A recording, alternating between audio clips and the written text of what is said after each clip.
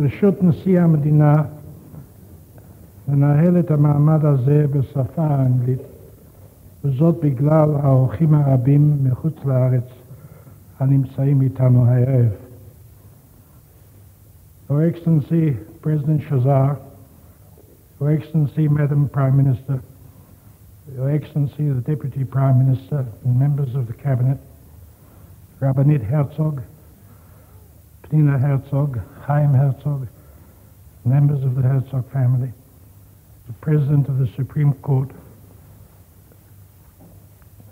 Justice Agranat, Mrs. James Rothschild, Chairman of the Board of Governors of the University, Mr. Rothberg, Your Excellencies, the members of the Diplomatic Corps, Reverend Clergy, Dr. Nachum Goldman, Mayor Kolek, Sir Isaiah Berlin, ladies and gentlemen. A cruel fate has decreed that only a week after the festive proclamation of the commencement of the 25th year of Israel's independence, we should be gathered here for the first Yaakov Herzog Memorial Lecture. The ceremonies and celebrations of this anniversary year were all planned by him. Indeed, the fact that Israel has attained this stage of its development with its present strength, resilience, and confidence is in no small measure and due to him. The uniqueness of Yaakov Herzog is reflected in the varied composition of this audience. Among us are his contemporaries and teachers in the first graduating class of this university's Faculty of Law, colleagues who worked with him in the Harry Fischel Institute for Talmudical Research when he was translating tractates of the Mishnah into English with his own original commentaries. Friends who labored with him during World War II in the rescue of European Jewry. Cabinet ministers who recall the originality, the finesse, the encyclopedic knowledge, and the dedication to objective which marked his collaboration with them in so many areas: diplomatic, financial, defense, and cultural. Men and women who served with him in Jerusalem, Washington, and Ottawa, colleagues who know him from his far-ranging activities in the development of Jerusalem as the capital city of Israel. Numerous friends who recall their meetings with him in the Memorial Council for Jewish Education and Culture and the Conference of Jewish Organizations. Lawyers who attended his weekly lessons in Talmud. Scholars who respected his scientific contributions in the field of human rights and Middle East studies. And of all of us, no matter in what capacity we came to know him, his friends and his devotees. How rich and varied, how productive of lasting good, of abiding contributions to our state and our people were these remarkable qualities, all united in a single whole personality at peace with itself. We are joined together here in bereavement to which there is no comfort. It is fitting that arrangements have been made for annual Yaakov Herzog Memorial Lectures in the various fields of his wide interests to be held in succession at the Hebrew University of Jerusalem, the University of London, Columbia University in New York City, and McGill University in Montreal, Canada. In all these countries, he served the cause of our people. It is fitting that the cycle begins here in Jerusalem, where he lived and wrought so nobly. And nothing could be more appropriate than that the first lecture should be given by his friend, Sir Isaiah Berlin, whom he admired so much for his wisdom, his scholarship, and his devotion to Israel and the Jewish people. I now have the honor to call on Sir Isaiah Berlin to deliver the first Yaakov Herzog Memorial Lecture. He has chosen as his subject Zionist Politics in Wartime Washington, a fragment of personal reminiscence. Sir Isaiah Berlin.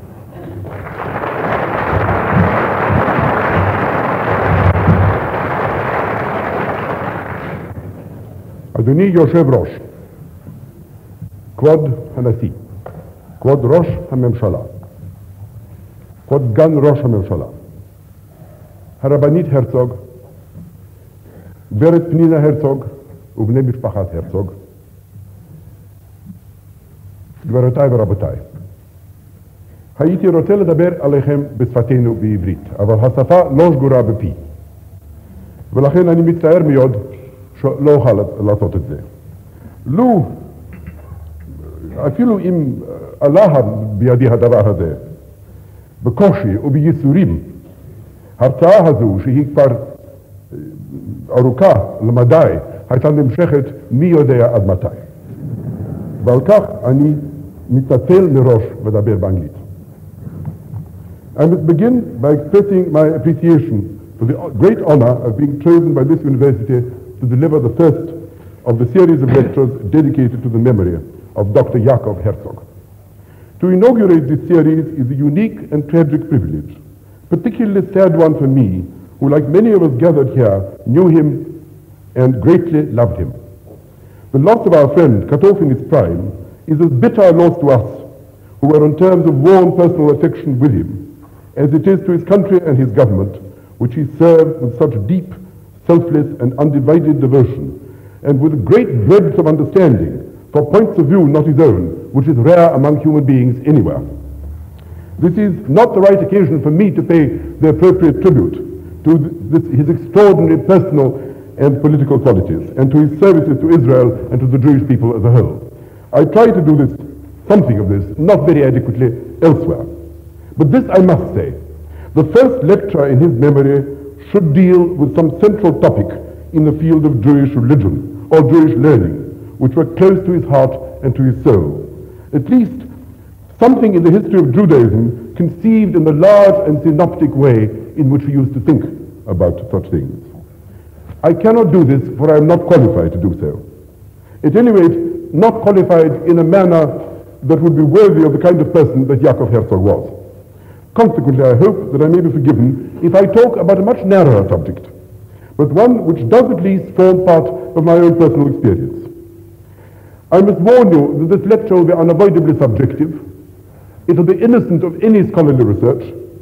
It will be dependent upon a very imperfect memory.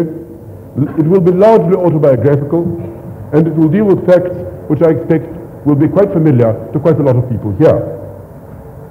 My only excuse for wandering over this well-trodden ground is that it offers an illustration from the not too common past of a thesis which I often discussed with my friend Yaakov Herzog. I mean, the complexity of the web of history, the perils when trying to anticipate the immediate future of extrapolating it too mechanically from the present and the recent past, of not allowing sufficiently for the play of the incalculable and the fortuitous, particularly for the influence on public events of individual character, of quirks of individual character, and of individual behavior.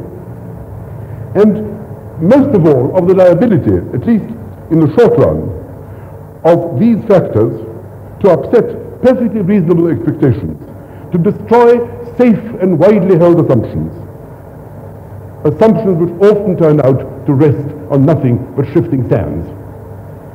We used to discuss, Yaakov Herzog and I, we used to discuss the relative influence of leaders of different psychological formation. For example, on the one hand, men of inflexible and even fanatical conviction who, intent upon their goal, shut their ears to prudent advice, ignore danger, drive on fearlessly and relentlessly. And, in contrast with these, men of another complexion, men of cautious temper, mature judgment, moderation, instinctive revulsion from overstepping accepted moral bounds, humane men endowed with practical wisdom, men suspicious of heroic attitudes. Shimon Bar Giora, in contrast with Yochanan ben Zakkai. I need not, to this audience, give illustrations of these types of characters. They will be familiar to all.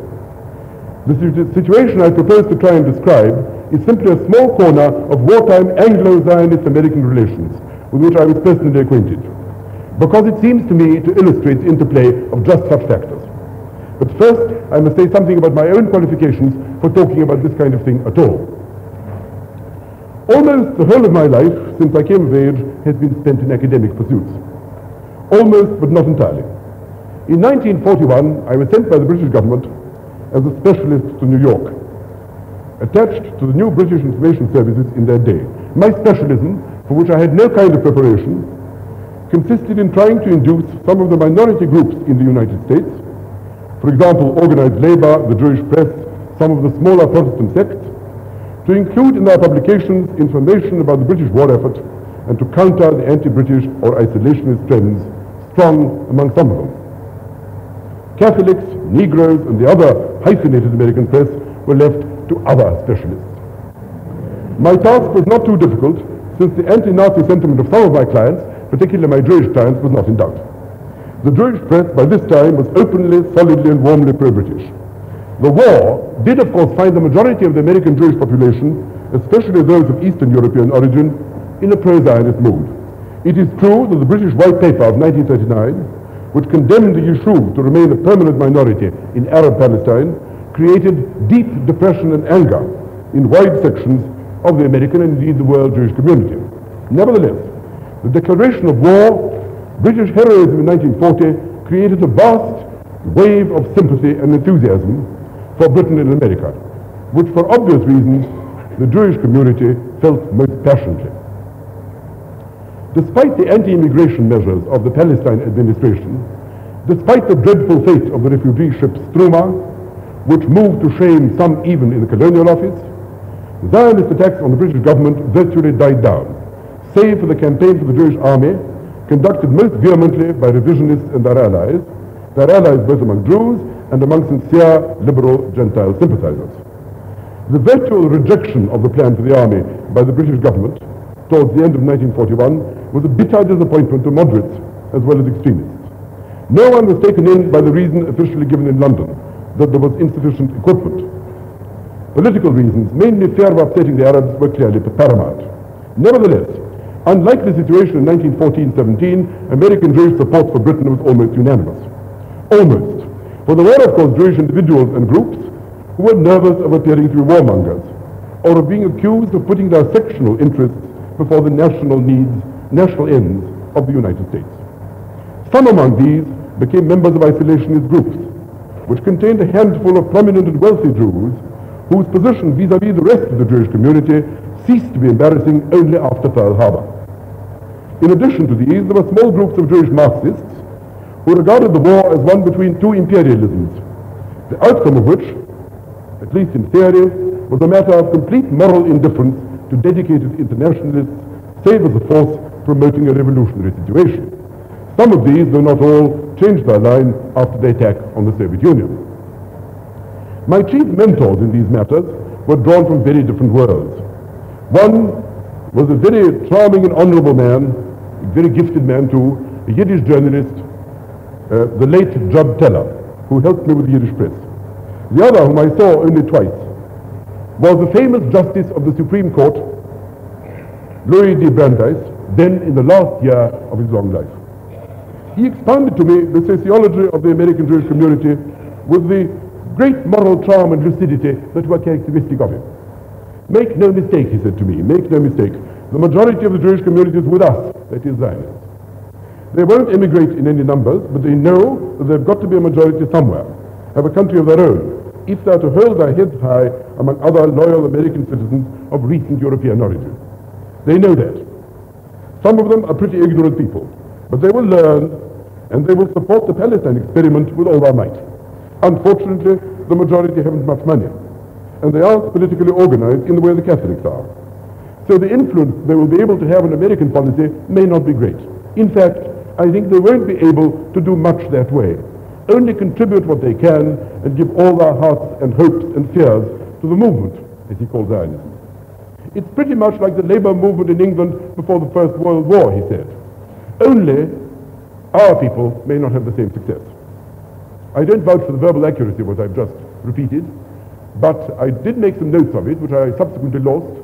I made them because Felix Frankfurter wanted to know exactly what Brandeis had said to me. And the fact that I made notes did imprint some of this on my memory. Brandeis went on to add that the money and the influence belonged to the rich and politically prominent among the Jews, some of whom were, in his view, were hopelessly ignorant and prejudiced, but above all, fearful of seeming to attempt to rock the boat of American policy in some Jewish direction. Still, there were some good and brave men among them too. Felix Frankfurter, for example, or Ben Cohen. Henry Morgenthau was a decent, warm-hearted man, in contrast to his vain and narrow father. Even Bernard Baruch could on occasion be a foul-weather friend. However, the run-of-the-mill Zionist propagandists were, in his view, politically appallingly inept. They made a great deal of noise, but they lacked sense, and they were much too generous with other people's time and patience. The majority of them were much more of a liability than an asset to the Zionist cause. Brandeis spoke with deep feeling of the decency of the lower middle class and poor Jews, ill-informed, but with their hearts in the right place, and returned to the contempt which he felt for the behavior of some of the richest and most powerful and most prominent. This was obviously a deeply held conviction. He told me to take no notice of these people. Their very cravenness would immobilize them and put them out of account. He mentioned no names, but anyone who knew the American scene at this time could easily identify some of the heads whom this cap fitted. I've never before or after met anyone who combined such pure and intense moral feeling, such dignity and charm, with so uncompromising and ironical a sense of reality, would cut through all cant and rhetoric, and dealt solely in hard facts, brass tacks, no matter how many or how small. The justice's manner was somewhat impersonal, that of a man engaged in an unswerving pursuit of concrete truth, with little respect for persons. Yet the truth may sometimes have eluded even him. It was to him, I think, that I must, at least in part, impute my mistaken view, or attribute my mistaken view, that the opinions of 5 million American Jews would in the end have little influence on American foreign policy, and that only persons in the Jewish community who might affect it would be eminent individuals, men of standing not unlike himself, on whom he based his principal hopes. It was not perhaps a grave error, for in the end the views of these leaders and of the masses coalesced. But it took some major blunders on the part of the British government, as well as rigid intransigence by pro-Arab officials both in Britain and in America, to achieve this unanimity. The situation looked very different in 1941 and remained fluid till the end of the war.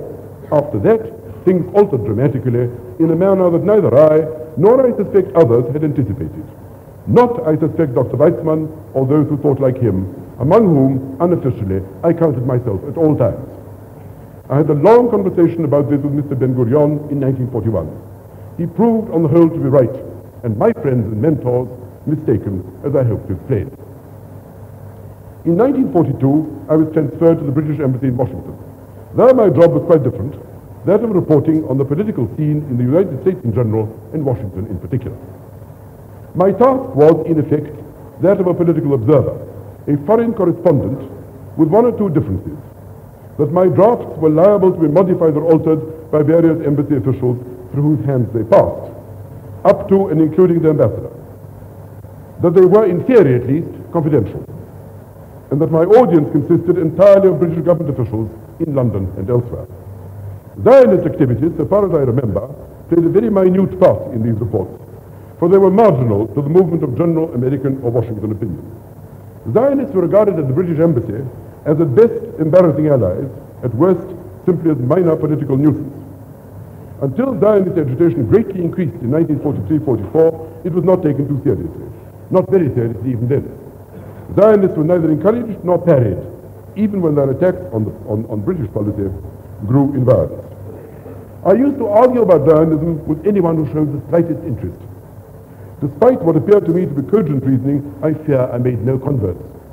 One of my pre-war American pupils at Oxford is today, unless he has retired, one of the most fiercely anti-Zionist American officials in the State Department. Nor do my efforts appear to have made the faintest impression on my old friend, Sir Harold Bealey, whom neither I nor Sir Charles Webster were ever able to shift an inch from his notorious convictions on this subject. Dr. Weizmann, whom I first met in 1938, gave shape to my views. His realism, his moderation, and his political genius lifted him above any other statesman I ever knew well. I remained devoted to him to the end of his days and adhere to his principles outlook to this day. In Washington, he and his immediate followers seemed to me to be at once the most far-sighted and the most effective. The extremists, both of the right and of the left, who, out of bitterness or for temperamental reasons, advocated ruthless policies, I never found congenial. These people seemed to me to put the satisfaction of their own emotional needs above the attainable goals of the cause which they supported. The extremists regarded the moderates as craven. The moderates repaid them by regarding them as lunatics. This is perhaps the situation in every movement that seeks to promote radical change against great odds. I knew where I stood. The politics of the extremists seemed to me the politics of despair at a time when sanity could still prevail. Their goals seemed to me utterly utopian, their methods horrifying, and likely to lead to results which only fanatics could desire. I was and remain an incurably skeptical liberal, a convinced gradualist. The attractiveness to me, therefore, of Dr. Weizmann's outlook was obvious. I had no executive functions in the embassy, and my work there didn't involve me in any kind of Zionist politics. I never spoke of my work to my Zionist friends and acquaintances, and, to do them justice, they never asked me to reveal its nature, though it was not secret, nor did they ask me to give them confidential information. Even Dr. Weizmann, in his most intimate moments, never made the slightest attempt to use me in this way. I was a servant of the British government for the duration of the war, and he didn't wish to embarrass me, nor did Moshe Sharet, nor David Ben-Gurion, nor the other Zionist leaders whom I met quite frequently in the United States. They talked about Palestine and Zionism, of course, and of their hopes and fears. And although each side probably now and then reached the edge of discretion, neither side actually overstepped it. They didn't reveal their secrets, and they didn't expect me to reveal mine. Not that I had very many. I made no effort to conceal my views from my British or American colleagues, and I used to argue for a solution of the Jewish problem on Weizmannite lines with some of my friends in the embassy, in the White House, and in the State Department. They didn't seem the least surprised by such opinions on my part. Indeed, they seemed to them perfectly natural, though frequently they disagreed with them. Like the British ambassador, Lord Halifax, they were not much interested in the subject. Like him, they saw it as a movement that occasionally grew troublesome, but was not of ultimate importance in Anglo-American relations. The Foreign Office, I may say, was not exactly a pro-Zionist organization, and had by this time decided to back the Arab horse. But this was not a subject on which total conformity was demanded. So, for example, the late Oliver Harvey, during the war, Mr. Eden's principal private secretary, was consistently pro-Zionist and remained a personal friend of the Weizmanns. And there were 4 or 5 other officials, whose names I could mention, who were mildly sympathetic to Jewish aspirations in Palestine. As for the Department of State in Washington, the officials in charge of Near Eastern affairs were, one and all, solidly hostile to the Zionist cause. Among the other American career officials, no one, so far as I know, positively favored it. Certainly none of my friends among them showed the slightest signs of doing so. They simply thought that Zionism was foolish and utopian in the face of inexpugnable, undilutable Arab hostility. Among the political officials, there was some division. Sumner Welles was considered a friend by the Zionists. Acheson was known to be opposed to it. He never discussed it with his great friend Felix Frankfurter, with whom he used to walk downtown every morning. Adolf Berle was, as in all things, ambivalent. The Secretary of State, Mr. Cordell Hull, appeared to take very little interest in foreign affairs, unless he was compelled to do so, and when he did, followed the President's line. As for the President himself, whether for political or personal reasons, he clearly wished to give the impression, at least to some of his Jewish advisors and visitors, of being favorable to Zionist goals, as indeed 1 or 2 White House officials in fact were.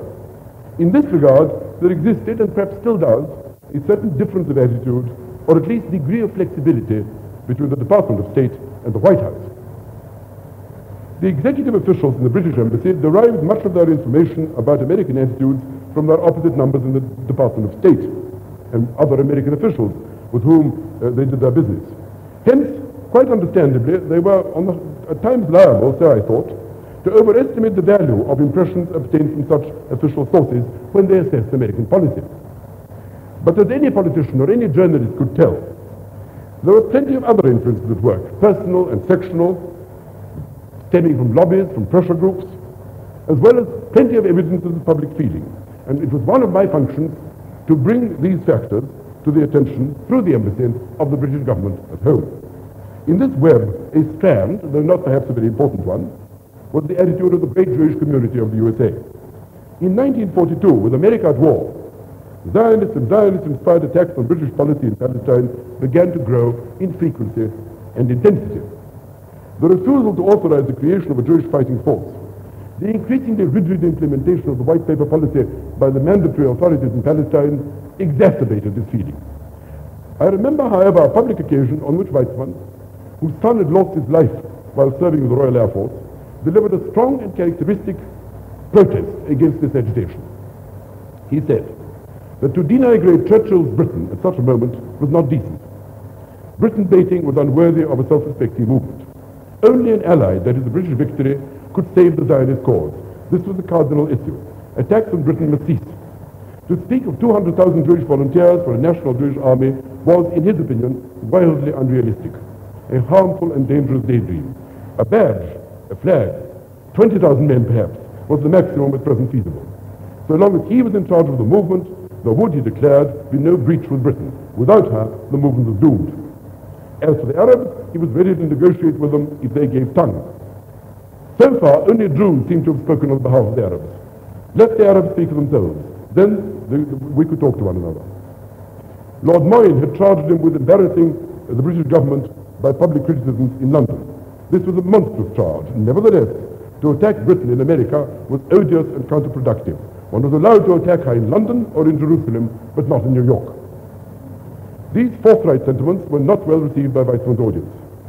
He was accused, as so often before and after, of seeing things through British eyes, of Anglomania, of feeble parliamentarism, of appeasement at the expense of the movement. But his prestige was vast and his position was not shaken. I saw a good deal of him at the time and remember well what he thought.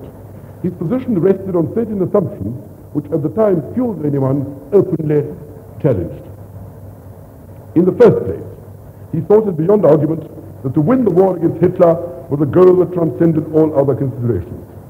That even if the policies of the Churchill government were unjust or mistaken, no one had the moral right, least of all the Jews, to give comfort to the enemies of that government in the United States or anywhere else at this time.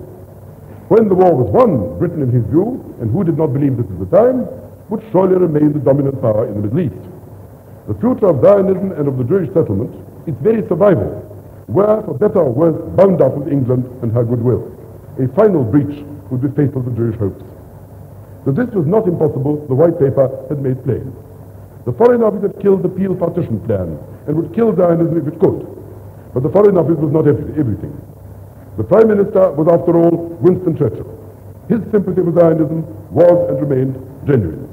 The movement had influential friends in Parliament and in the Cabinet, especially the War Cabinet, which was not dominated by pro-Arabs or anti-Zionists in the Foreign Office or anywhere else. After all, it consisted of people like Leo Amery, Archibald Sinclair, Duff Cooper, to some degree even Oliver Stanley, Smuts, and the Labour ministers. Attlee's steady anti-Zionism wasn't known about at this time. Bevins' role still lay in the future. To inflame British feeling by irresponsible attacks, to seek disreputable alliances with Britain's critics in America, was immoral and insane. So far Weizmann. By this time, Weizmann certainly favored the creation of a Jewish state. His famous article on Foreign Affairs showed this clearly. But he believed that it would need to be closely associated with a great power if it was to survive politically or indeed physically. It depended on such association for its minimum security. Otherwise, it might be overwhelmed by the Arabs and their allies. One couldn't expect America to become this protective power. She would surely not want to assume responsibilities in a region with which she had no traditional ties and would reject any such suggestion as she had done after the First War. Besides, Weizmann didn't really want an American protectorate in place of a British one. American policies were too unstable, open to too many internal pressures. And there were too many anti-Semites in high places in that country. Whom else could he look to? The British might be driven to abandon the Jews. This wasn't at all impossible. But the Jews mustn't let this happen. It spelled suicide. These seem to me to have been among the basic considerations that swayed Weizmann till the end of the war. And besides these, there were more personal ones as well. He did like and admire the British. He liked our combination of courage and moderation. He liked the civilized quality of their domestic politics. He admired this more than the character and life of any other nation. The Jews had more to learn from them than from any other society. Association of the British Empire, despite all the obvious disadvantages and the unhappy marriage in the past, was and the frequently painful character of Anglo-Jewish relations, was nevertheless a desirable fate for a politically inexperienced, unruly, stiff-necked people like the Jews. The White Paper was, as its implacable critic Churchill saw it, simply a temporary aberration, a pathetic and desperate step taken in a moment of panic. This unworthy step would be abrogated. The White Paper would pass away. The Jews would obtain a state in Palestine with British help, or not obtain one at all. To scream abuse at England, as some Zionists wished to do, was a luxury which they couldn't begin to afford either morally or politically. Weizmann was a British subject by design. He believed in the British connection. He tells Lord Halifax that he would keep him informed of any formal conversations he might have with American statesmen. The British government repaid him with a kind of reluctant respect, reluctant admiration. It knew that his purposes were those of every Zionist, but his approach and his means and his manner were different and compelled respect. Consequently, British politicians tended to trust him. Some of them took him into their confidence, discussed details of the partition plan with him and him alone. As for America, Zionists should of course attempt, in Weizmann's view, to influence her in that direction by every legitimate means, above all by his own conspicuous and successful method of patient diplomacy, by persuading influential persons in the administration and the legislature. Marches, petitions, resolutions, advertisements in the press with signatures of prominent persons, fiery philippics, all this might impress the Jews. It would not succeed in moving Washington. Weizmann believed this, I feel sure, throughout the war. It divided him from conservatives like Abba Hillel Silva and from revisionists and their proto-Irgun allies. And it was far too soft a line for the militants in other Zionist groups. But he was Weizmann. He was recognized as the greatest Jewish personality of his time, and little could be done with him. He stuck to his guns, not to alienate Churchill and the pro-Zionists in the British cabinet, to talk and talk again to responsible people. This is how the Balfour Declaration has been secured. Weizmann's experience and temperament, his moral and political beliefs, made this the only way in which he personally could function. His collaborators supported him in this. Nachum Goldman stood by him loyally and ably, so did Louis Lipsky. Meyer Weisgall did much drafting for him and acted as his ambassador to various Zionist groups. Even Stephen Wise restrained his natural exuberance out of respect for the great leader. I must admit that Weizmann's arguments seemed to me at the time unanswerable. To win the war was obviously the supreme common goal. To sow dissension among the Allies was foolish and wrong. The case of the Jews, despite everything, was bound up with that of Britain. Churchill and Roosevelt would surely not, once the war was over, sell out the Jewish national cause. America, anyway, was not a possible substitute for Britain. Extremist tactics, violent agitation, impossible demands were irresponsible, and with Hitler at the gates, mad and self-defeating. As for Jewish opinion in the United States, even if it was far better politically organized and wholeheartedly favorable to a Jewish state in Palestine than in fact it was, it could surely not achieve as much as key figures in Washington could effect. Roosevelt was the idol of the great majority of Jewish voters.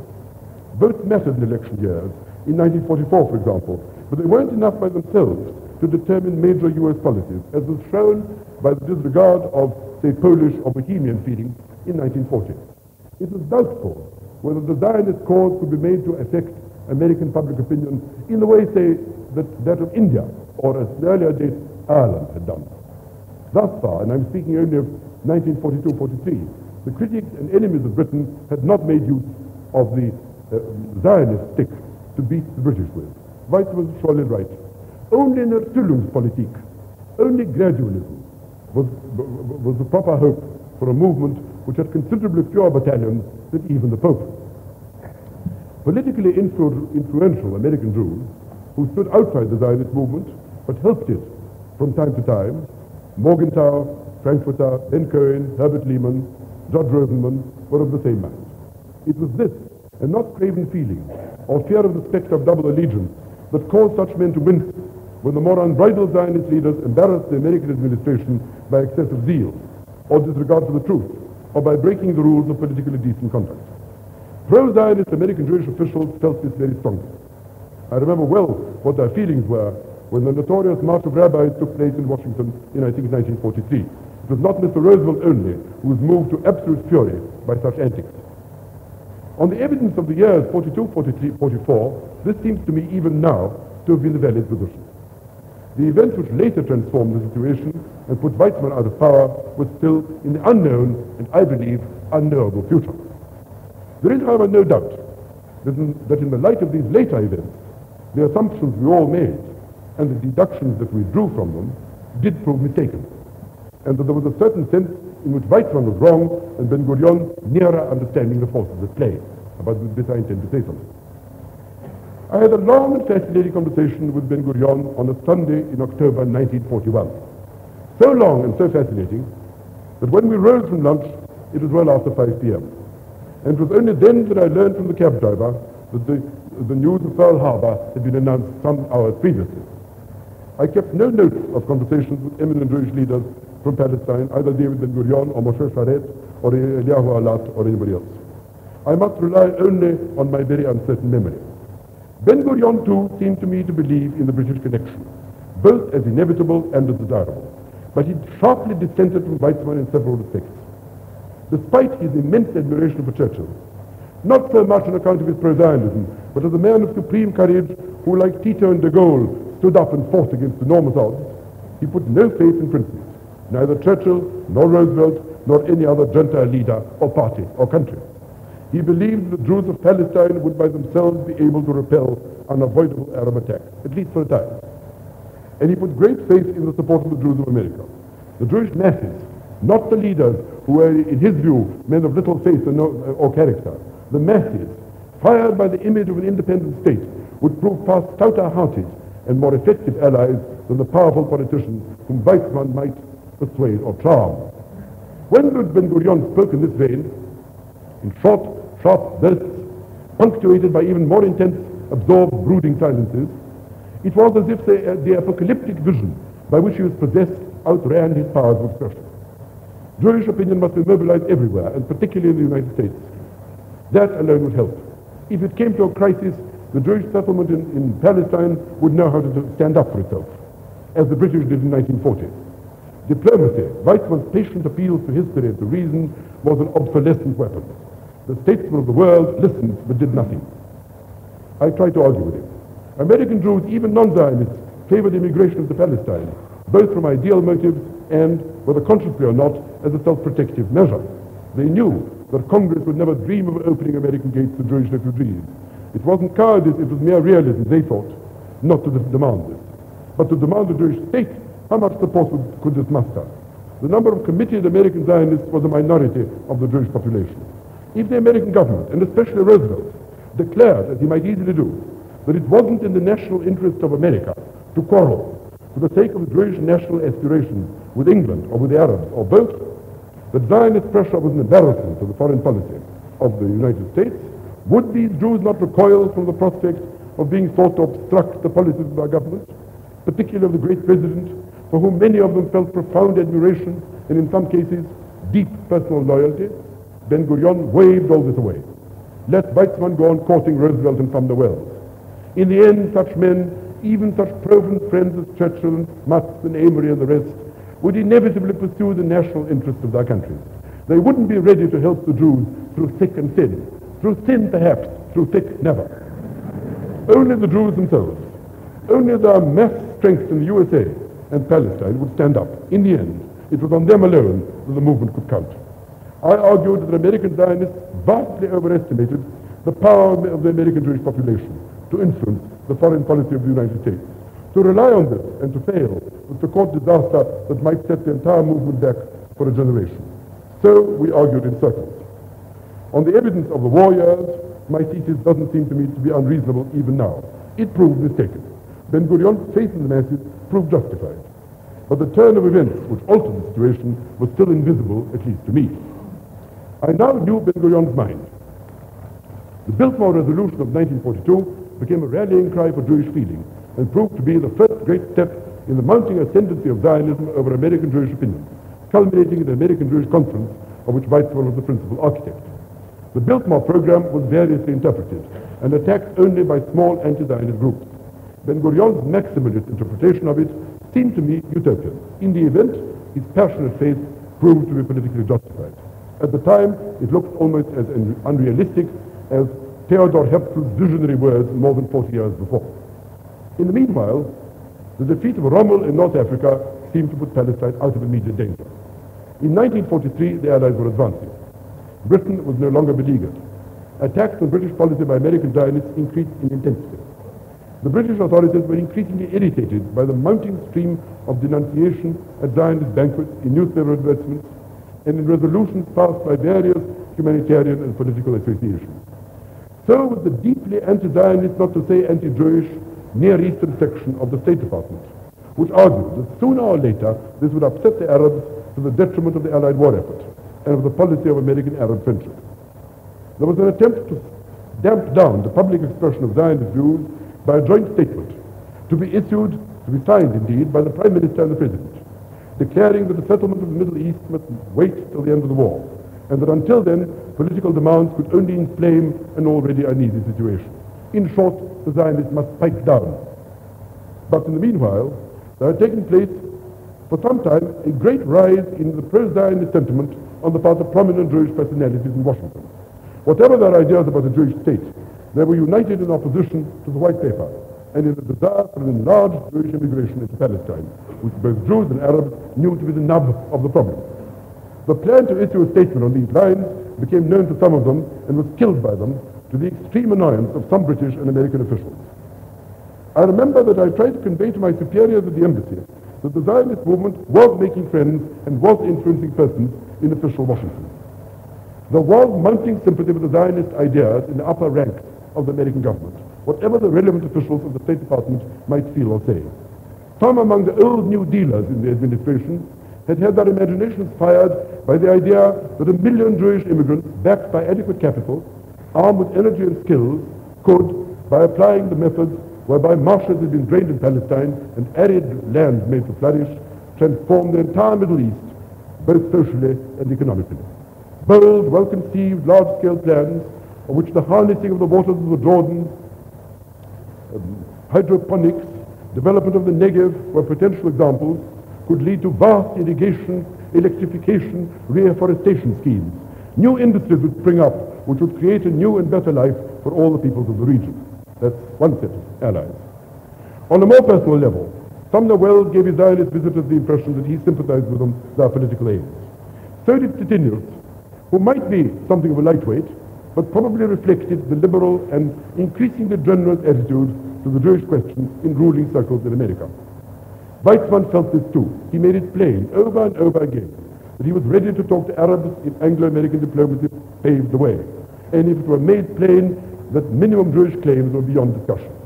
He thought that even Saud might be ready to help. This proved a total delusion, and that the Arabs would be ready for some rational compromise if they didn't feel that Britain was so strongly on their side.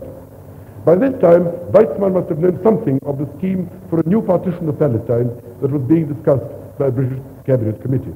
He asked me, I remember, what I thought of the likelihood of the abrogation of the White Paper. Unlike Weizmann, I had not then heard anything of ideas on partition which he did not reveal to me.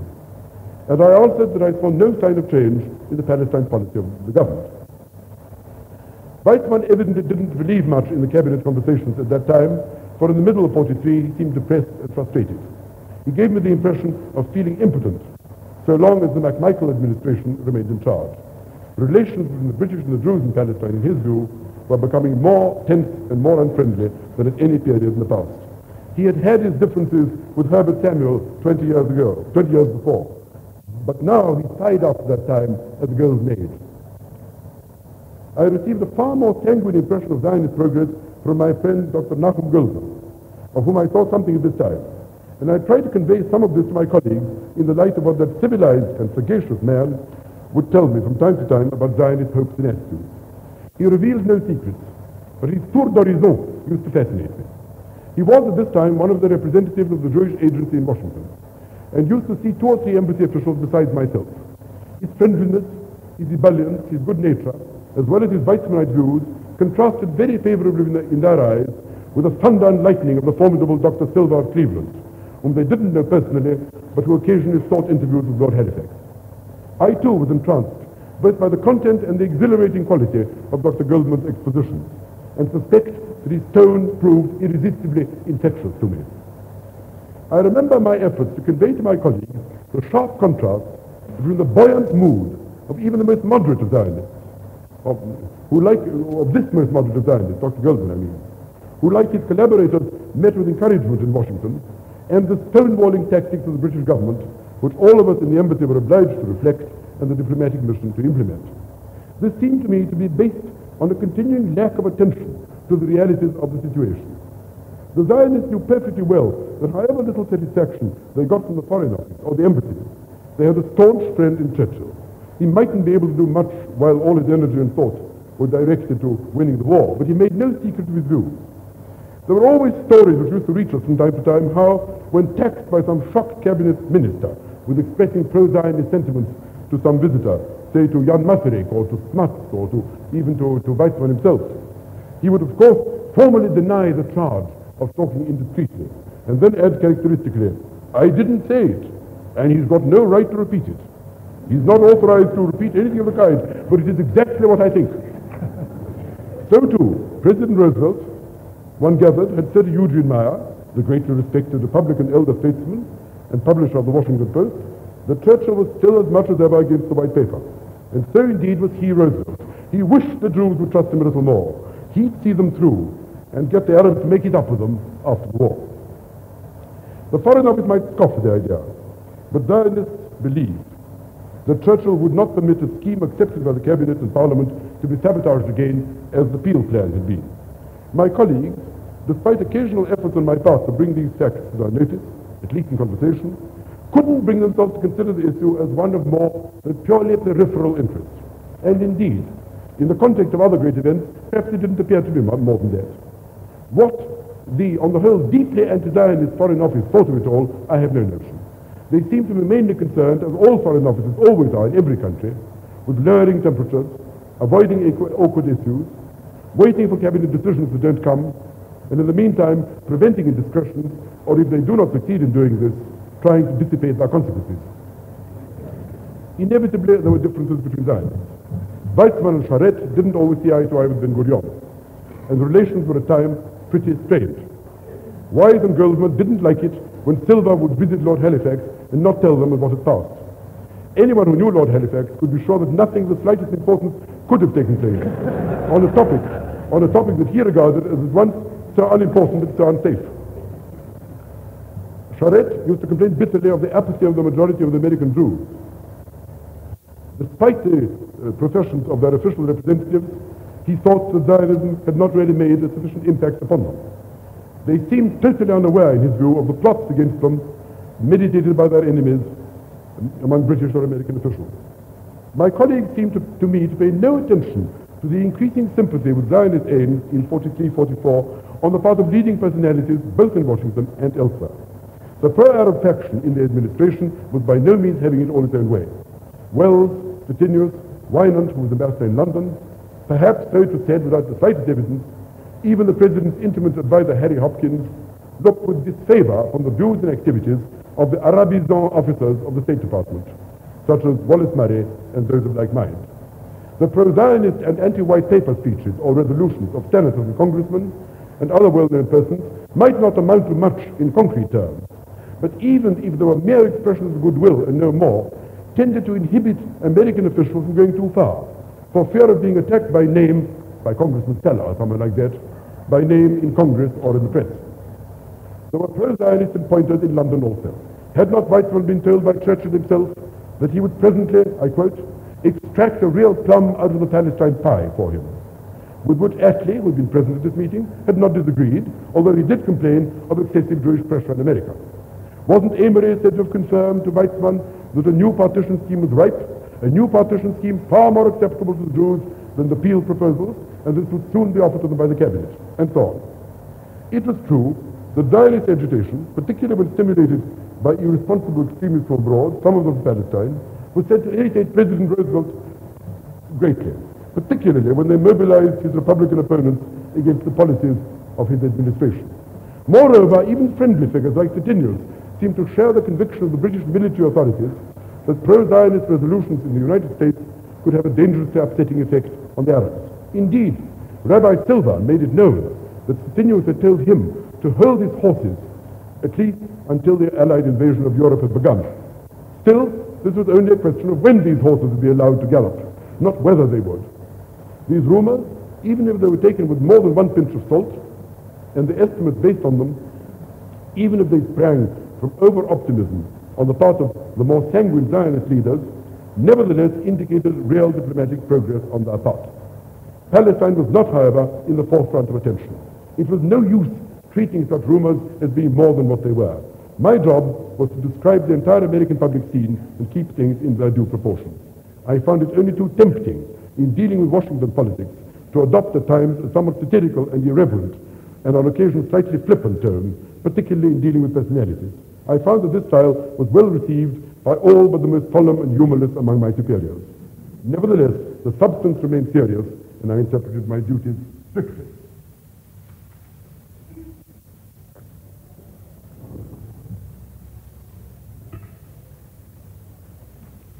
Dr. Weizmann, throughout 1943-44, became more and more critical of the shrillness of Zionist propaganda in the United States. The mounting sound and fury of the rhetoric of Drs. Wise and Silver, particularly the latter, representing the Democratic and Republican interests respectively, seemed to him only to make his task of pressure and persuasion in London more difficult, without any corresponding advantage. It irritated even the friends of Zionism in England and had not the slightest effect on their policies.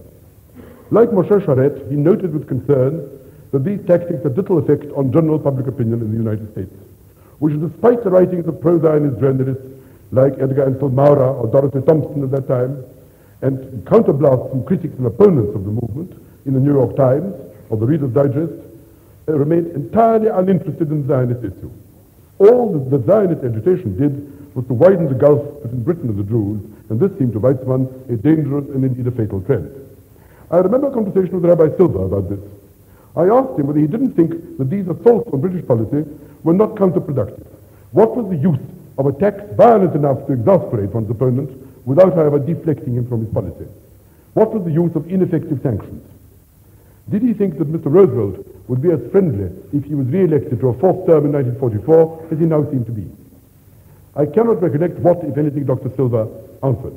I suspect that he was mainly concerned with preserving the momentum of American Zionism. Relations with Britain he left to others. Britain would doubtless follow her own national interests.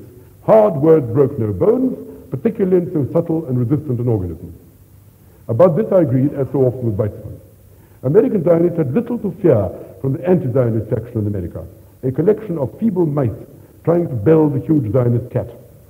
But if the American government made it plain that they were not prepared to quarrel with Britain over the Jewish issue, would the majority of American Jews really be ready to come out openly against our government? I remained skeptical. It seemed to me that unlike India, or at an earlier time Ireland, the question of Palestine did not begin to be a key issue in U.S. politics.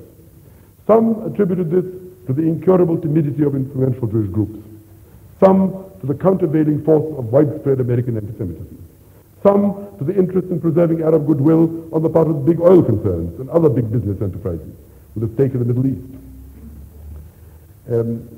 Some to the fear that if America intervened in that part of the world, it would be expected, indeed it might find itself compelled, to send troops to implement policies against Arab opposition, something that no American could favor. Whatever the explanation, this seemed to me to be a fact. Early in 1944, I became convinced that Silver, Newman, and other Zionist leaders greatly overrated Jewish and more specifically Zionist political influence in the United States. One could get political and religious leaders and well-known liberals to sign letters and petitions, sponsor resolutions, speak at public gatherings, and in this way do something to inhibit open expressions of anti-Zionism. But this was the limit of the effectiveness of this activity. There were few political polls in those days, but press surveys, reports by British consular and other officials, travelers' tales, senators freely express views about sentiment in our states, General Washington talk, seemed to me in 1944 to show that despite some appearances to the contrary, public opinion in America was by and large little concerned with the Zionist issue. It seemed clear to me that so far as general American reactions went, the Foreign Office had little to fear. Opinion within the Jewish community was of course an entirely different matter. I still believe that this impression was not inaccurate, so far as the situation during the war was concerned, although some of the implications of this view turned out in the end to be misleading. At any rate, I was convinced of its validity and said so, in and out of season, in private and in public, to Jews and Gentiles, Zionists and non-Zionists, then and later. I was in London in the early summer of 1944, when a series of anti-British attacks, indeed a steady campaign of vituperation, was being mounted in a good many Zionist organs in the United States. This was faithfully reported by the British press service, and probably some British correspondents as well, and caused a good deal of irritation in government departments in London. Not so much as those concerned with the Middle East, which was hopeless anyway, but as those which dealt with Anglo-American relations. Liberal-minded and by no means anti-Zionist officials were laboring under a sense of outrage. If any war could be just, they argued, if any war could be just, surely this was the most justified of all wars. The stake of the Jews in Allied victory was literally a vital one. Bad blood between the Allies could only harm the common cause, perhaps delay the rate of victory. Besides, some of the charges made by the Zionists were deeply insulting. Americans in London, officials and journalists, offered encouragement and concrete help if the British decided to initiate a counter-offensive in the American press and radio. Mere self-defense would, they were assured by their American friends, not prove effective. They were somewhat hesitant before engaging in open warfare with the Jews of America. Yet, the offer was a tempting one. There were American observers in the Middle East who reported the Jewish Palestine had become a militarized, almost totalitarian camp. There were American journalists and officials, particularly in Cairo, who had espoused the Arab cause and saw the Jews as a disruptive factor in that region. These men sympathized with the difficulties of the mandatory government and should surely be encouraged to counter what could only be described as an anti-British Zionist offensive. Surely there were also might there not be anti-Zionists even among the American Jews, and would these people not perhaps sympathize with such a move? What did I think? I perfectly understood the feelings of decent and patriotic Englishmen, some of whom I knew to be as deeply ashamed of the white paper as they had been of Munich, who thought that the Jews should be the last persons to denigrate England while she was fighting for her life and for their lives too. As for the Zionists, but for England, their cause would lack all political reality. No matter how much they hated the white paper, how could they, I was constantly asked, how could they bring themselves to say the things they did when but for England, Palestine would have fallen prey to the Nazis? I remember explaining as patiently as I could that so far as public opinion in the United States was concerned, it took far less interest in Palestine than in India, or the Far East, or imperialism, or the class structure of Britain, or the future shape of Europe. A concerted anti-Zionist campaign would serve no British purpose. Non-Jewish opinion didn't need it. As for the Jews, so long as the white paper remained in force, the vast majority of American Jews would remain implacably opposed to British policy in Palestine. Whatever their individual views of the Jewish state, however they conceived it, on the issue of immigration, they were virtually united and would remain so, whatever the press or radio might say. So long as the Palestine policy remained unaltered, the political chasm between them and Britain would be unbridgeable. Even non-Zionist Jews were not prepared to go against the pro-Zionist current, if only for fear of appearing, and indeed of being, heartless and disloyal. On the immigration issue, quite apart from protective self-interest, the great majority of American Jews gave free vent to their deep and genuine Jewish feelings. Some might indeed be worried by reports by American journalists who spoke of the grimly disciplined organization of the Jewish Yishuv, of the forming of secret armies to be used against the British and so on. But passionate opposition to the entire white paper policy animated all Jews. If the British government persisted in its attitude, it could expect no lowering of temperature among the vast majority of articulate American Jews. If the government's plan was to create a Palestinian state with a permanent Arab majority, it could defend it in America only by sending emissaries, British or Arab, or whoever it might be, to plead the anti-Zionist cause. But its quarrel with the Jews, all but the most stubborn anti-Zionists, who were a negligible group, would be total. If, however, it contemplated some change in the pro-Zionist direction, as rumors in London and elsewhere kept suggesting, and if it wanted American support for this, then it had a task to perform. General American opinion might be neutral, but there were eminent Jewish personalities of great standing with much influence, particularly in Washington, and more especially in the White House and Congress. if the new scheme were at all equitable and met the minimum Zionist requirements, these persons could be of great help in preventing an open breach with American Zionists. If the British government launched this new scheme without preparing the ground in Washington, then American Zionists might feel bound to oppose it since it didn't meet their official program, much as they opposed the Peel Plan in 36-37. Then there was a real danger that the scheme, which might after all satisfy basic Zionist needs, might nevertheless go down in a terrible shambles of mutual recrimination. The Jews might well lose more than the British, but both sides would suffer greatly and needlessly.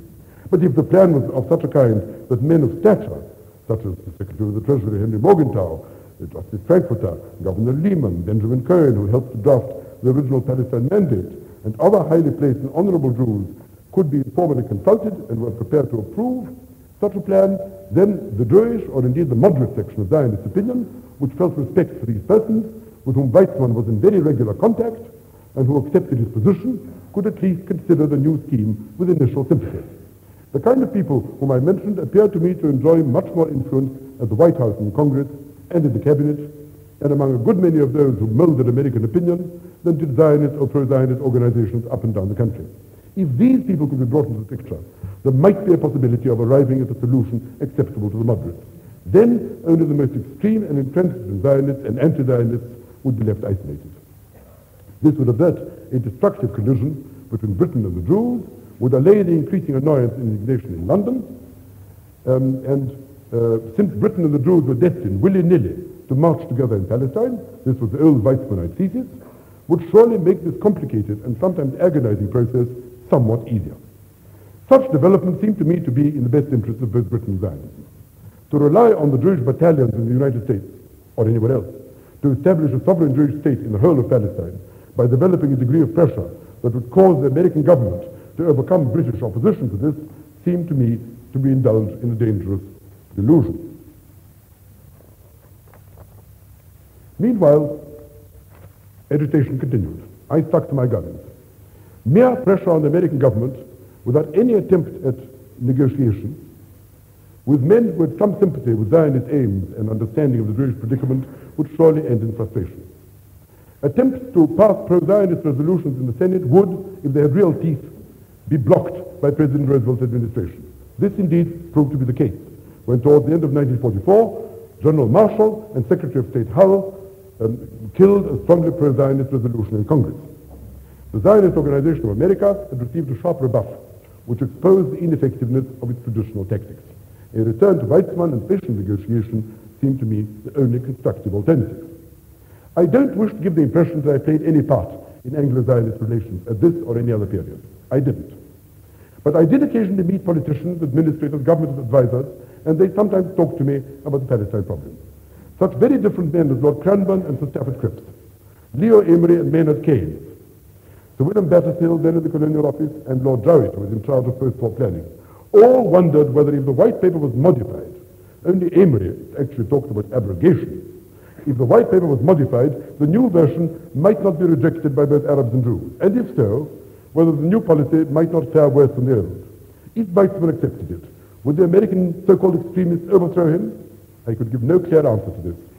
I would stress Weizmann's unique ascendancy in the entire Jewish world, and especially America, and thought that if he was offered something that he could honorably consider, this would at least form a basis for discussion which didn't exist at present, and in which his influence might prevail.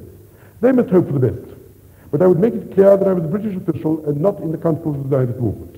If they meant business, they must approach or get someone else, say a British Jew, some standing and respected by Zionists, to approach men like Morgenthau and Frankfurter, who were both sympathetic to Zionism and genuinely Anglophile.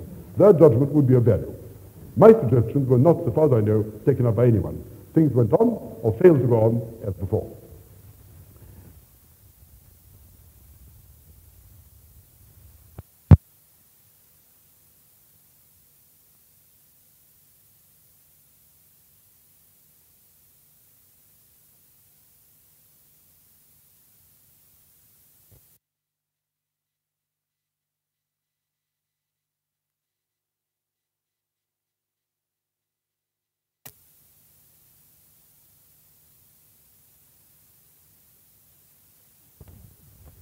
These conversations and thoughts were based on assumptions on my part some of which were objective and shared by many others, while others were more clearly subjective. I'd like to say something about both. Let me begin with an attempt to recapture my own state of mind at this time, avoiding, so far as I am able, the distorting influence of hindsight. Natural loyalty to England certainly played its part in my attitude, and would have done so, without question, even if I had not been a government servant. Moreover, the end of the war overrode all other considerations. The White Paper was an iniquitous document, and led to acts of brutal inhumanity. Few Druze doubted this. Neither reasons of state nor pro-Arab sentiment could justify this unilateral abandonment of the mandate, which seemed to put out the last rays of hope of the homeless Jewish masses in their hour of mortal danger. I couldn't expect my colleagues, however generous and humane, to understand fully the bitterness of Jewish despair before the apparent indifference of the world to a mass murder carried on a scale too terrible to be believed. In the face of this, the zeal with which the Palestine administration applied the White Paper anti-immigration policy seemed monstrous. Nevertheless, it was Britain who had alone stood up to Hitler in 1940. She and she alone had saved our lives. Her cause was just. Her war was the war of the entire human race against the worst enemy it had ever known. Whatever her shortcomings, and her Palestine policy was perhaps a surrender to expediency, she surely didn't deserve the ceaseless vituperation poured out against her by exasperated American Jews. The steady campaign of denigration conducted by my fellow Zionists seemed to me, on the whole, both irresponsible and counterproductive, and likely to breed only anger and the acts which folly which spring from anger. I mention these subjective feelings only because I have no doubt they probably deeply colored my assessment of the situation. I don't want to claim to be a model of dispassionate objectivity. Yet, even if subjective relations can do something to account for this or that prognosis or policy, it is objective assessments in the assumptions made by Weizmann and his followers, which I accepted, that alone can justify them. Let me again remind you of what they were. First, that England would remain the dominant power in the Middle East, if only because France was prostrate and its rule discredited, while America, whatever its economic ambitions, wouldn't be ready to take over political, still less military responsibilities in the region which lay so far from her traditional sphere of influence. The Soviet Union was, of course, not to be thought of. Consequently, the future of the Jewish settlement in Palestine and a fortiori of any viable Jewish state was bound up with that of Britain. Ben-Gurion accepted this no less than Weizmann. So, for that matter, had Jabotinsky. Secondly, that the British connection was not only inevitable but also desirable. The physical security of the Jewish settlement, still more of the Jewish state, or Commonwealth, as the American Zionists prefer to call it, would plainly need protection against its Arab neighbors, who could scarcely, in view of past history, be expected to look with favor on its creation. And it would require political and economic aid far beyond what it could itself, even with the aid of the Zionist movement, be expected to supply. Moreover, Weizmann and those who agreed with him wished to believe that bygones could become bygones, that Britain had had and would continue to exercise a politically civilizing influence on a community not notable for calm judgment or political wisdom or avoidance of bitter party strife. And that despite the difficult and at times profoundly unhappy relationship between Jews and English in Palestine between the two wars, their cooperation was essential both in the imperial interest of Britain and for the national survival of the Jews.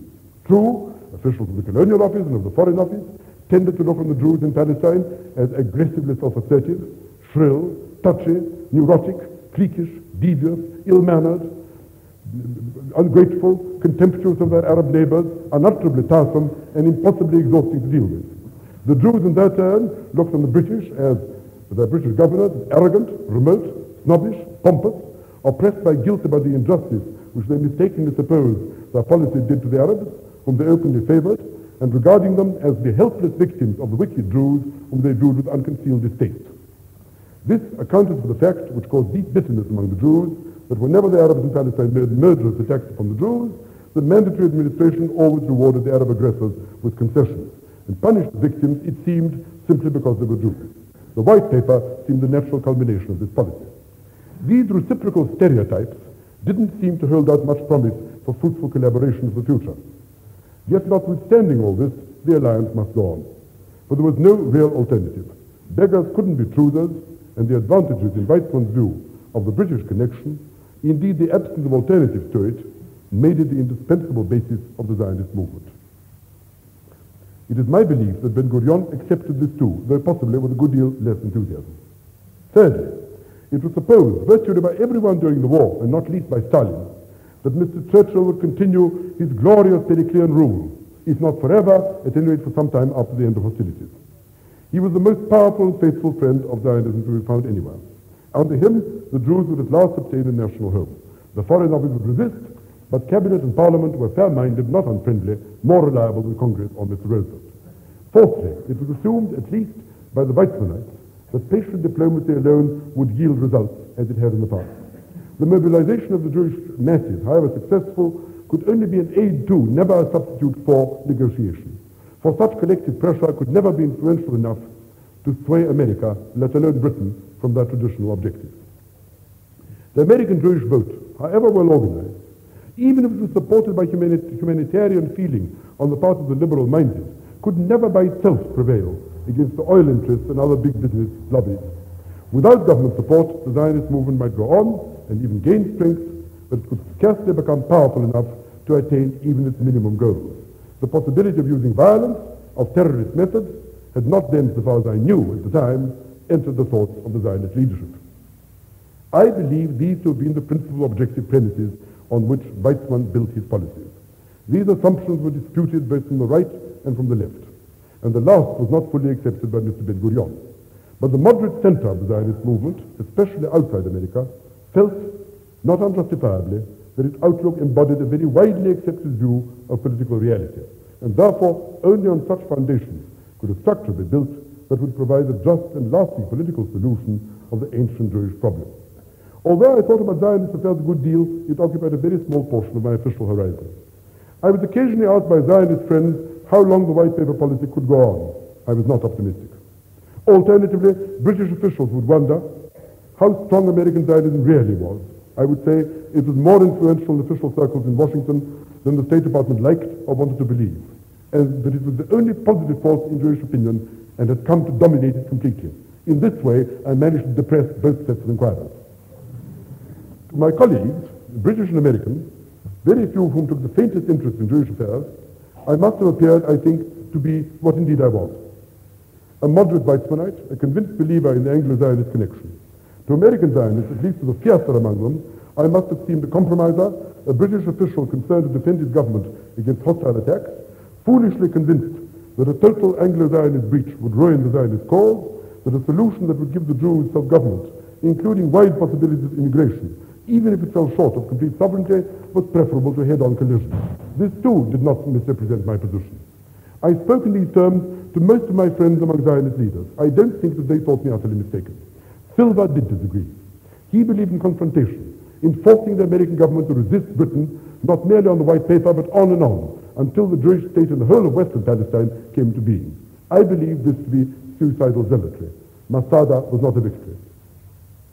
Within the next 2 or 3 years, the assumptions on which these beliefs, particularly the belief in the special relationship with Britain, rested, were totally blown away by events. How far the roots of what occurred had been discerned by sharper eyes than mine, I do not know. It took a dramatically rapid transformation of the historical scene, and one which, so far as I can tell, no one had foretold or even foreseen, to make the ideas of those who, like Weizmann and his followers, hoped for survival of the British connection seem obsolete and irrelevant. But even now, after all that has happened, I should maintain that though our prognosis was falsified by events, the policy founded upon it was correct, and its more vehement critics mistaken.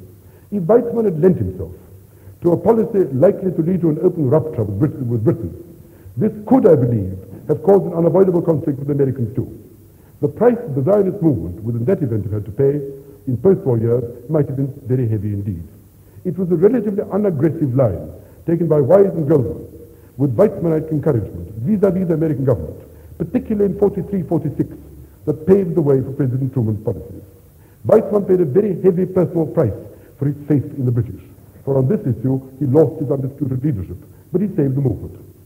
Without him and his policy, a trial of strength for forced circumstances made it inevitable, might have done irremediable damage to the Jewish cause. Weizmann had his hour as Ben-Gurion had his. Neither was dispensable. Without Weizmann's policies during the war, the state of Israel could scarcely have come into existence. His position in 44, which I fully shared, seems to me even now, after 3 decades, to have been both honorable and right. But let me return to the events which altered everything. Late in 1944, Lord Moyne was assassinated in Egypt by members of the Lehi organization. He was an old personal friend of the Prime Minister, who was profoundly upset, indeed outraged, and in a speech in the House of Commons used harsh and menacing words about the Zionist use of terrorist methods. The Cabinet Committee, I believe, continued to discuss partition schemes. But the Prime Minister, only the Prime Minister could have put through a radical new plan. But Mr. Churchill seemed personally alienated by Moyne's assassination, refused to see Weizmann, and wholly averted his gaze from the entire issue. Nothing, he told Weizmann some months later, in 1945, nothing was to be decided until the war was over. No statement, no hint of things to come was to be given. This was unusually harsh and quite new, quite a new tone. The entire issue, for the time being, so far as Churchill was concerned, was dead. This seemed to me to have been a critical turning point in the entire story. In addition to this, without this, I think perhaps partition might have been put through in 45. In addition to this, shortly after the meeting at Yalta, where Palestine seemed to have been but lightly touched on between Roosevelt and Stalin, and no minute of the discussion made, Roosevelt met King Ibn Saud and was profoundly impressed by him. He declared he'd learned more about Palestine from this brief encounter than during the previous years. He was alleged to have made pro-Zionist remarks to Stephen Wise even after this, and political exigencies might have made so mercurial a personality change his mind, or at least his word again, or at least pretend that he'd done so. Yet one member of his intimate entourage, whom I knew very well, made it absolutely clear that this conversation with the Arab king had really turned Roosevelt in a very anti-Zionist direction. If ever the Zionists had had a backer in him, they'd lost him then.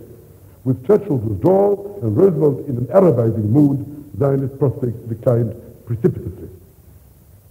Soon after this, President Roosevelt died.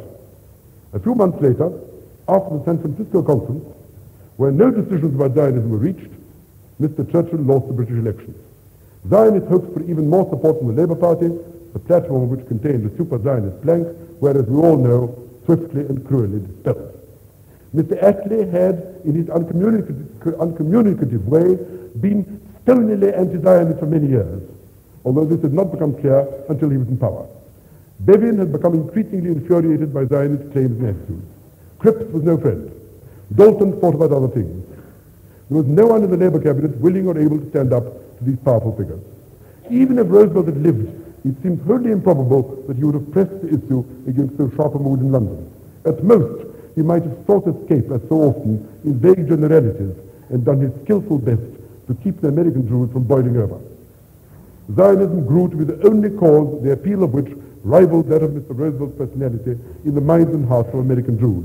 If he had shown real reluctance to support Zionist aspirations, this would have disturbed Jewish sentiment and perhaps produced a deep cleavage in the American Jewish community. In addition to this, three further phenomena seem to me to have changed the course of events.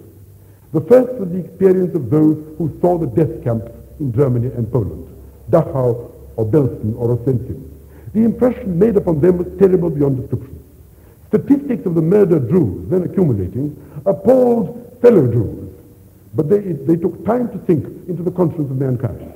It was difficult to believe that this could be so, and with 20 or more million Russians dead, and who knew how many others on both sides of the war, it wasn't figures that most deeply devastated the imagination of the world, but the physical sight of the dead and the dying in the camps, the photographs and the films of the skeletons and the emaciated corpses, the children with the swollen bellies, and the pitiful heaps of broken human possessions.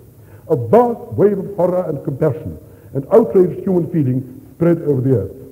This went, if anything, deeper than even the emotion caused by the martyrdom of the men and women in the resistance movement who had been tortured and killed. Sympathy for refugees, for displaced persons, above all for Jews, for their desperate search for a permanent home from which they could not be driven like cattle or exterminated by the hostile populations in the midst of which they lived, indignation on their behalf and warm-hearted feeling towards them sprang up everywhere, most strongly among the inhabitants of what had been Nazi-occupied Europe, scarcely less powerfully in America and elsewhere. It passed Mr. Bevin and his officials by, but it changed the temper of British opinion for a while. The rejection by the British government of the recommendations on immigration of the Anglo-American Commission of 45-46 disappointed liberals. Bevin's ill-concealed suspicion that Mr. Truman's support for it sprang from cynical motives irritated the president. Illegal Jewish immigration was helped in France and Italy and elsewhere by many Gentile sympathizers out of a simple sense of solidarity with the victims of bullies and oppressors. Mr. Bevin and his advisors overplayed their hand, grossly overplayed their hand, and provoked a reaction against our policies which less brutal behavior might have avoided. The episode of the Exodus caused worldwide indignation, but the decision to return the refugees to Germany was only the most notorious expression of a consistent attitude, and it played its part in the events that led to the decision of the United Nations in 1948. The Foreign Office gravely underestimated the force and the content of outraged liberal feeling in these post-war years. The Arab case did not go by default. Arab representatives protested with late success and in the capitals of the world. But the wrongs of the Druze, and above all on the immigration issue, dwarfed all others. The death camps, Mr. Bevin's ham-fisted anti-Zionism, were two among the unpredicted and novel features that altered the situation. To these must be added the rise of Jewish terrorism in Palestine itself. Liberal democracies, unlike tyrannies, by their very nature, cannot generate continuous counter-frightfulness for any length of time, at least independent territories. So it was in Palestine, in Cyprus, in Kenya, in Batavia, in Algiers. The sense of nightmare induced by the campaign of the Irgun and the Sternists, and even the Haganah, was clearly a real, even if not the decisive factor, in the British decision to abandon Palestine. Let me remind you again of the new situation.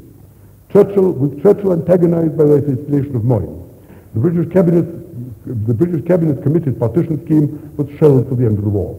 Churchill fell from power. Terrorism in Palestine enormously diminished chances of cooperation. The horror of the Nazi death camps transformed American and world opinion. Messrs. Attlee and Bevin adopted the white paper policy in its entirety, and by making Arab consent a necessary condition, shut all doors to the Jews. This radicalized the Zionist moderates overnight. By 1947, we were all at one. Weizmann and Silva, Frankfurter and Emanuel Newman, Goldman and Ben-Gurion, those to the left and the right of us. Indeed, every Jew with the faintest sympathy for Zionism, all were molded into a united whole. The Labour government's flat rejection in 1946 of the American proposal to admit 100,000 refugees into Palestine made total resistance to its policies unavoidable.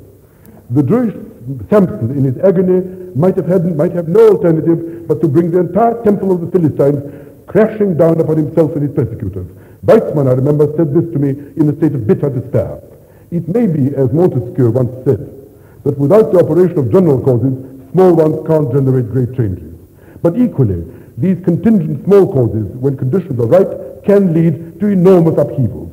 I know of no one who, say, in 1944, could have predicted the roles played by Ernest Bevin and Harry Truman in the birth of the State of Israel.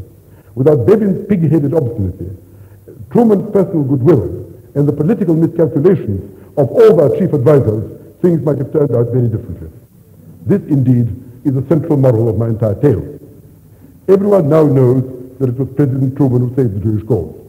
Both may have something to do with Mr. Truman's decision, but the fact that he started without any apparent sympathy with Zionism, held back for so long, and acted so late in the day, speaks against the hypothesis that it was really the need for the Jewish votes that swayed his mind. Mr. Truman's capacity for swift decision and freedom from his great predecessor's inclination to be all things to all men showed themselves throughout his life. In his activity as head of the Wartime Truman Committee, in his swift decisions about the atom bomb, the Marshall Plan, the Korean War, the recall of General MacArthur, Truman made up his mind about what he considered the right course to follow and then acted without hesitation. On the Palestine issue, he evidently decided that the old doctor, as he called Weizmann, the old doctor had more justice on his side than his opponents. He thought him right about the Jewish state, right about the Negev, about what the Jews were, and about what the Jews needed. This turned the scale. The new president conceived the genuine admiration of the old leader of the Zionist movement and supported him against the advice of most of his own officials. It was the last great service, perhaps in its own way as great as that 30 years earlier, that Weizmann was able to render to his people by the use of the method he understood best. By this time, another of my most skeptical and strongest beliefs was falsified by the facts. The Jewish population in the United States proved stronger, more united, and more courageous than I dared to believe. Wartime Zionist propaganda may not have made a significant impact on general American opinion, but it did put heart into the Jews of America. Consequently, they remained unshaken by the opposition of powerful American political leaders, by James Forrestal, for example, or to a lesser degree General Marshall or Dean Acheson. About this, Ben-Gurion's instinct proved sound. It was mass enthusiasm in America and the discipline and the strength of the Yishuv itself, not the British connection, in which I had so strongly believed, that were decisive in the creation of the mood in which Palestine commissions were set up, Britain reappraised its strategic position and abandoned Palestine, the United Nations vote took place, and the war of 1948 was won. And yet, if Moyne had not been killed, if Churchill continued in power after the war had ended, if a new British plan acceptable to the Zionists, at least the Weizmann and the Centre, had been implemented in 1945, if the British Commonwealth had put its umbrella over the new state, would the Arab states have attacked the victorious Britain? Would the Irgun have attempted a civil war, and would not Ben-Gurion have averted it? Might not such a development have saved much blood, prevented much bitterness, and above all, the conditions of beleaguerment in which the State of Israel has led its entire existence? Alternatively, it may be asked whether this could have occurred. Would Ben-Gurion have played the part? Would Ben-Gurion have played the part of De Valera to Weizmann's Griffiths? Mazzini to Weizmann's Cavour, only with greater success? Must the Moses always be followed by Joshua? I don't know. Nor do I know whether the State of Israel would have come into existence if Mr. Attlee had accepted the recommendations of the Anglo-American Commission of 1946, or whether, if it had, it could have developed an association with the British Commonwealth. Even if the ties had been loose, this would still have involved the surrender of independent defense and financial and foreign policies. Could this have lasted? Would this have ended without revolt? And if it had, would the Arabs have acquiesced in this British act, as Weizmann certainly used to believe? Can a nation be created, or in this case, in the words of Moses Hess, rise from the grave by the bounty of others? I don't know. I simply don't know.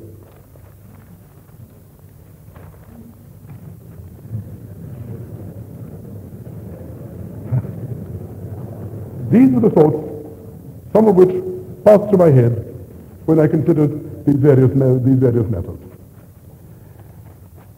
I simply thought that I would simply tell you about the kinds of things which occurred and about the extraordinary fact that these things could not have been predicted at the time, because in the end we don't know what happened or how it happened.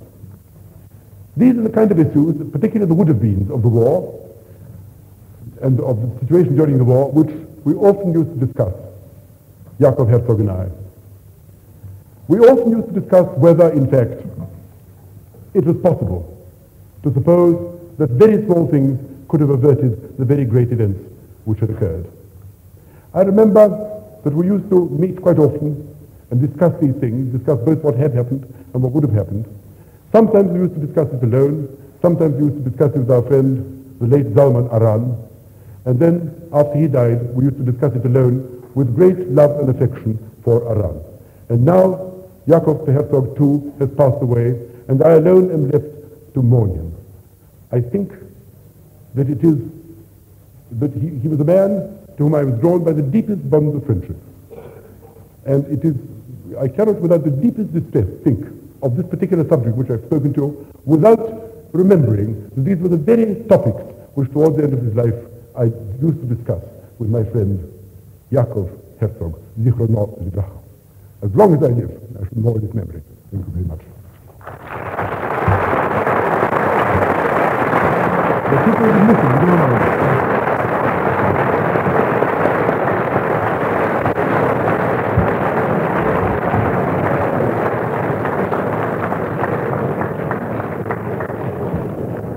Sir Isaiah, I would like to express to you on behalf of everyone in this audience and those who will have the opportunity of reading your lecture, which will shortly be published, our deepest appreciation to you for what you have spoken to us.